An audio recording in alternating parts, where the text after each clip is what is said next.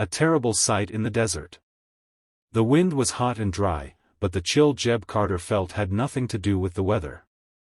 He had been riding across the desert like he did every week, checking the far fences of his ranch. But this time, something made him pull hard on the reins. There, hanging from a low branch of a dead tree, was a young Apache girl. Her arms were tied above her head. Her feet dangled a few inches from the ground. Her braids swung in the wind. And next to her, nailed to the tree, was a sign. The wind was hot and dry, the kind that scraped across your skin like sandpaper and carried nothing but dust and silence. But the chill that gripped Jeb Carter's spine had nothing to do with the weather. He'd made this ride 100 times before, riding the southern edge of his land to check the fence lines, to see if the wind had torn anything down, or if the coyotes had dug under. It was routine. Predictable. Safe. But today felt different. His horse, an old white mare named Sadie, stopped suddenly, snorting and pawing at the ground. That's when Jeb saw it, something up ahead, something that didn't belong. It was hanging. At first, he thought it might be an animal, maybe some poor deer caught up in barbed wire or a coyote strung up by angry ranchers. But as he drew closer, the shape became clearer. Human. Small. Still. Jeb's breath caught in his throat. Tied to a low, dry branch of a dead desert tree was a girl, no more than 10 or 11. Her arms were bound above her head, wrists pulled tight with coarse rope. Her legs hung limp, toes barely brushing the cracked earth below. Her long, dark braids swayed with the wind like mournful pendulums. And then he saw the sign. A crude piece of wood, nailed to the trunk just above her shoulder. The words had been carved deep, the letters uneven and angry. White man don't forgive. Dark stains, dried blood, trickled from the bottom of the sign, dripping slowly like tears. Jeb jumped off his horse before he realized he was moving. His boots hit the sand hard. His heart pounded louder than the wind. He rushed to the tree and reached up to support her weight, feeling her small frame slump into his hands. Her skin was hot to the touch. Feverish. Her wrists were torn raw from struggling. Her eyes were closed, face pale, but there, a faint breath. She was alive. Barely, but alive. Hold on, little one, Jeb muttered, cutting the ropes with the knife he kept at his belt. I got you. She fell into his arms like a sack of bones. So light, so fragile, it broke something deep inside him. He carried her to his horse, laying her gently across the saddle. She didn't stir. Didn't speak. Just breathed, slow and shallow, like someone clinging to the very edge of life. Jeb looked once more at the sign on the tree. Whoever did this didn't just want to hurt her, they wanted to send a message. But the message Jeb received was different. It said, "You can't turn away this time." And with that, he mounted his horse, wrapped an arm around the girl, and rode back toward his ranch, unaware that the moment he'd cut that rope, his quiet, lonely life had ended, and a new one had just begun. A girl with no one left. Jeb carried her gently back to his ranch, miles from anyone else. His hands, rough from years of work, held her like glass. She didn't speak. Didn't move. He laid her on his old couch, brought her water, and stayed by her side through the night. By morning, her eyes opened. She didn't cry. She didn't flinch. She just looked at him with quiet strength. Name? Jeb asked softly. Naya, she whispered. Over the next few days, Naya began to heal. She spoke little, but Jeb learned enough. Her village had been attacked. Her family was gone. A group of men had left her hanging, not to kill her quickly, but to send a message. That sign wasn't just for her. It was for anyone who dared to care. But Jeb did care. And that made him a target too. Jeb carried her back to his ranch like a man holding something too precious to break. His calloused hands, hardened from years of fencing, riding, and burying pain, cradled the girl as if she were made of smoke. The weight of her was nothing, but what she had endured, that was heavier than stone. The desert sun beat down on his back, but he didn't stop. Not once. His ranch sat lonely on the edge of nowhere. No neighbors. No help. Just dust, wood, and the creaking sound of time passing too slowly. He laid her on his old couch, the one that had never been sat on since his wife passed. He covered her in a worn blanket. Brought water. Made broth. And then he sat beside her, silent, waiting, listening to the fragile sound of her breath. All night he stayed there. Not sleeping. Not blinking. Just watching. Like if he looked away, she might disappear. By morning, something changed. Her eyes opened. Dark, wide, steady. She didn't cry. Didn't scream. Didn't ask where she was. She just stared at him, like she had already seen too much of the world to be surprised anymore. Jeb leaned forward gently. Name? She blinked slowly. Naya, she whispered, her voice dry as ash. He nodded. All right, Naya. You're safe now. But safety was just a word. In the days that followed, Naya spoke little, but what she did say told Jeb everything. Her village had been attacked, burned to the ground by men on horseback. White men. Raiders. She didn't know their names. She only remembered the fire. The shouting. The way her mother screamed when they dragged her away. And then, nothing. Until she woke up hanging from a tree. They hadn't done it to end her life quickly. No. They did it to make a point. To send a warning. That wooden sign wasn't carved for her, it was a message to everyone else. White men don't forgive. It was hate. Cold and sharp. And it had nearly silenced her forever. But Naya had lived. And now she was in Jeb's care. He could have looked the other way. Could have let fear decide. But Jeb had buried too many regrets already. And this time, he wasn't going to bury another. The ranch comes alive again. Before Naya, Jeb's life had been quiet. Too quiet. After losing his wife and son, he had built fences not just around his land, but around his heart. People left him alone. He liked it that way. But Naya brought something back.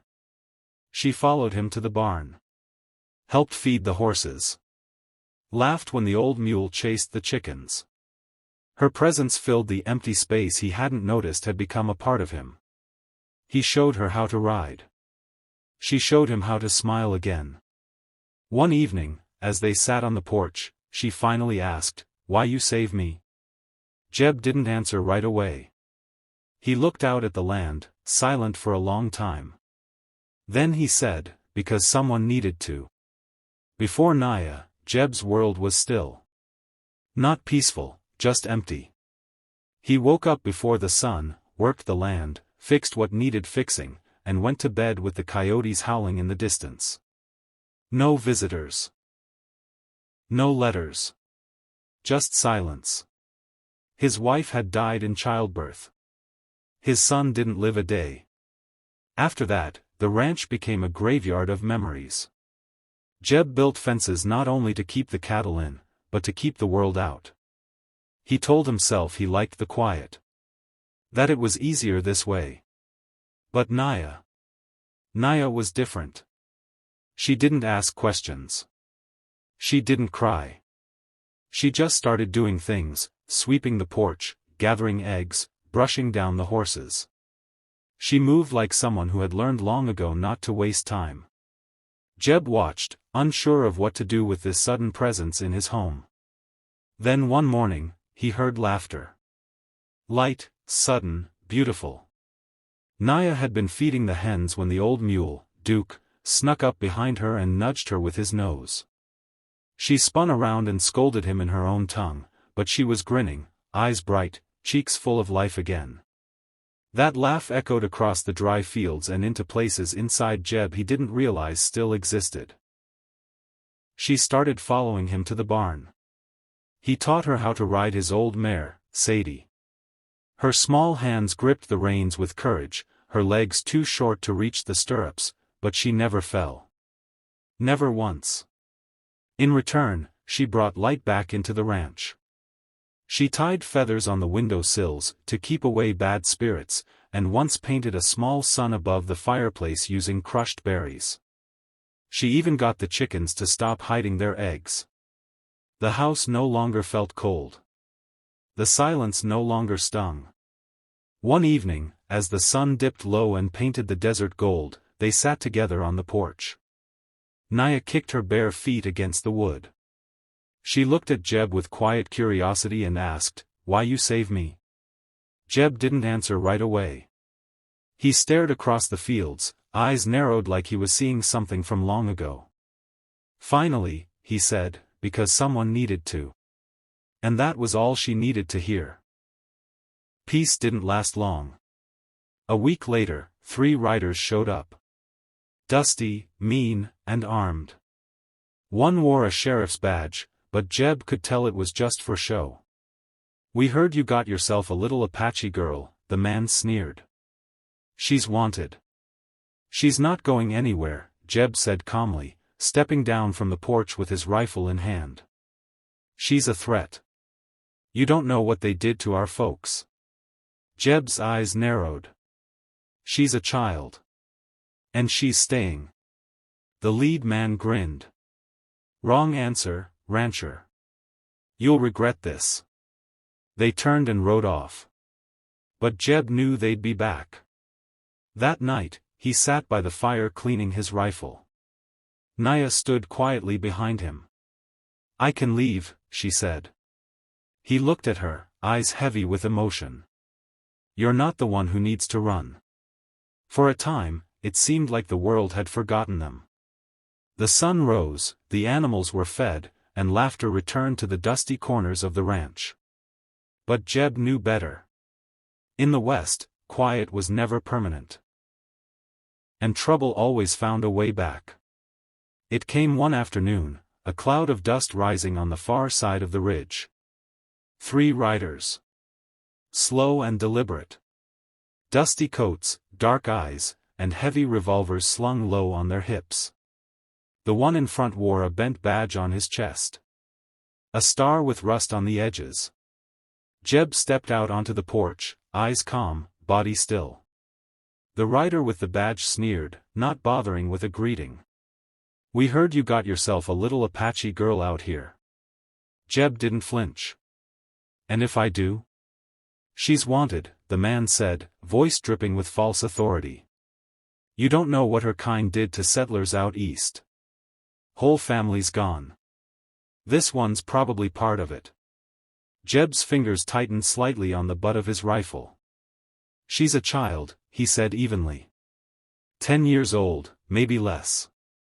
The only thing she's guilty of is surviving." One of the other men spat into the dirt. The third one, younger, smirked but didn't speak. The man with the badge leaned forward in his saddle. "Look, old man, we're doing you a favor. Let us take her off your hands before this becomes a real problem." Jeb stepped off the porch slowly, rifle now cradled openly in his arms. His boots hit the ground with purpose. "She's not going anywhere." The tension thickened. Silence hung in the air like a storm about to break. The rider's smile faded. "Wrong answer, rancher. You'll regret this." Without another word, they turned and rode off, kicking up dust in their wake. Jeb watched them disappear over the hill. He didn't move for a long time. That night, the sky was darker than usual. Jeb sat by the fire, oiling his rifle, slow and methodical. Naya appeared behind him, quiet as the wind. "I can leave," she said softly, eyes downcast. "So they don't come back." Jeb looked at her, and something unspoken passed between them, pain, fear, defiance. "No," he said. "You're not the one who needs to run." Before sunrise, Jeb made a decision. He packed supplies. Saddled 2 horses. Naya asked no questions. She just trusted him. They rode far into the desert, through dry creeks and over stony hills. Jeb knew of a place, an old mission in the cliffs, run by kind people who didn't ask about bloodlines or revenge. They'd take her in. Protect her. Let her be a child again. When they arrived, a woman in a long brown dress stepped forward. She saw the girl, saw the man, and understood. "No payment," she said. "Only peace." Jeb turned to Naya. She looked up at him with wide eyes. "You going?" she asked. He nodded slowly. "You'll be safe here. You deserve that." She reached up and hugged him tightly. He didn't expect it, but he needed it. "I'll never forget," she whispered. Jeb rode away as the sun rose behind him, casting long shadows over the desert. He had come to the tree expecting to find death. Instead, he found something far more powerful. Hope. And for the first time in years, he believed in it again. Before the first light of morning touched the desert floor, Jeb made up his mind. He had faced war, loneliness, and loss. But what he saw in those men's eyes, the hate, the fire, told him that waiting here meant bringing danger to Naya's doorstep. He wouldn't allow that. So, before the sun crept over the horizon, he quietly packed supplies, food, water, a blanket, a small pouch of coins. Then he saddled up 2 horses, his own old mare, Sadie, and a smaller one that Naya had begun to favor. Naya didn't ask where they were going. She just watched him with steady eyes and followed without a word. They rode silently across the land, through winding dry creeks, past cacti and ghost towns left to time. Hawks circled above them. The sun burned high. The desert stretched on forever. Jeb wasn't just running. He was leading her toward something better. He knew of a place. An old Spanish mission built high into the cliffs, run by quiet, God-fearing people who took in anyone with a good heart and a wounded soul. No questions. No judgment. Just shelter, safety, and kindness. It was the only place he trusted to give Naya what she truly deserved, a childhood. By the time they reached the mission, the sky had softened into evening gold. A bell rang faintly in the distance as the horses climbed the final hill. A woman stepped out from the old stone chapel. Her dress was plain, her face weathered by sun and time. She looked at Naya, then at Jeb. And she understood everything without a single word spoken. "You've brought her home," she said softly. Jeb nodded. "No payment," the woman said. "Only peace." Jeb turned to Naya. She looked up at him with eyes too big for her small face, full of both hope and fear. "You going?" she asked. He knelt beside her, brushing a loose braid from her face. "You'll be safe here. These people will protect you. Let you grow. You deserve that." She wrapped her arms around him without warning.